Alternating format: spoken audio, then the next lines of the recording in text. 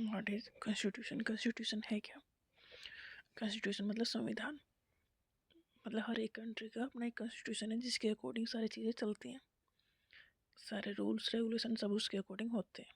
तो इंडिया का कॉन्स्टिट्यूशन है जिसके लिए पी.आर. अम्बेडकर काफ़ी फेमस है, क्योंकि जो ड्राफ्टिंग कमेटी थी उसके हेड थे डॉक्टर भीमराव अम्बेडकर।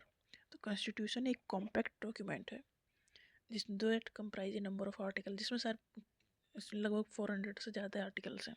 और हर एक आर्टिकल स्पेसिफाई करता है कि जैसे कि प्राइम मिनिस्टर की क्या ड्यूटी है, कि प्राइम मिनिस्टर कैसे बनते हैं, प्रेसिडेंट कैसे बनते हैं, हाई कोर्ट सुप्रीम कोर्ट कैसे बनते हैं, क्या उनकी ड्यूटी है। तो ये सारी चीज़ें आर्टिकल में लिखी गई हैं और 400 से ज़्यादा आर्टिकल हैं। तो कॉन्स्टिट्यूशन एक कॉम्पैक्ट डॉक्यूमेंट है जिसमें that comprise a number of article about the state. State का मतलब यहाँ है कंट्री से, specifying how the state is to be constituted and what norms it should follow. मतलब कंट्री कैसे चलेगी, सारी चीज़ें उन आर्टिकल्स में लिखी गई हैं।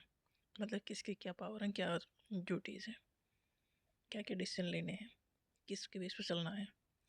जैसे गवर्नर है, प्रेसिडेंट है, प्राइम मिनिस्टर, कैसे ये चुने जाएंगे, क्या इनकी पावर है, क्या इनकी ड्यूटीज़ हैं। तो ये सारी चीज़ें कॉन्स्टिट्यूशन के आर्टिकल में दी गई हैं और 400 से ज़्यादा आर्टिकल कॉन्स्टिट्यूशन में है। Constitution outline the structure, power and duties of the government institutions. मतलब सारी चीज़ें इसमें डिफाइन है। जो भी गवर्नमेंट इंस्टीट्यूशन संस्थाएं हैं उनका स्ट्रक्चर कैसा होगा, उनकी पावर कैसी होंगी, उनकी ड्यूटीज़ कैसी होंगी। Constitution is the supreme law of the land. मतलब कंट्री का सबसे बड़ा लॉ कॉन्स्टिट्यूशन है, उसके ऊपर कुछ भी नहीं है। मतलब supreme law of the land कौन है? कॉन्स्टिट्यूशन। कंट्री में सबसे बड़ा है कॉन्स्टिट्यूशन।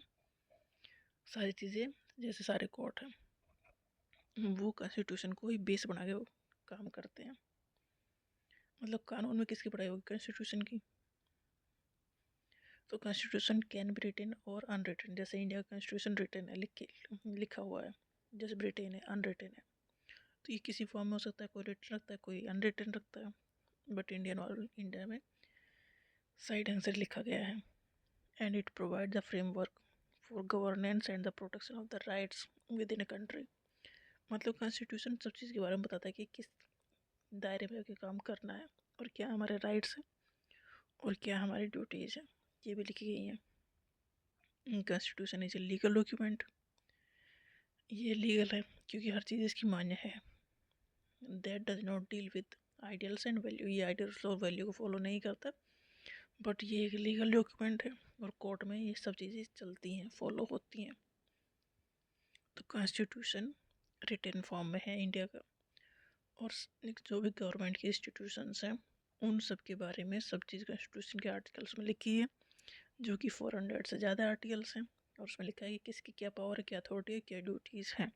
मतलब गवर्नमेंट इंस्टीट्यूशंस के बारे में सब कुछ कॉन्स्टिट्यूशन में है। मतलब कंट्री या गवर्नमेंट कैसे काम करेगी, ये सब कॉन्स्टिट्यूशन को बेस बना के ही काम करेगी।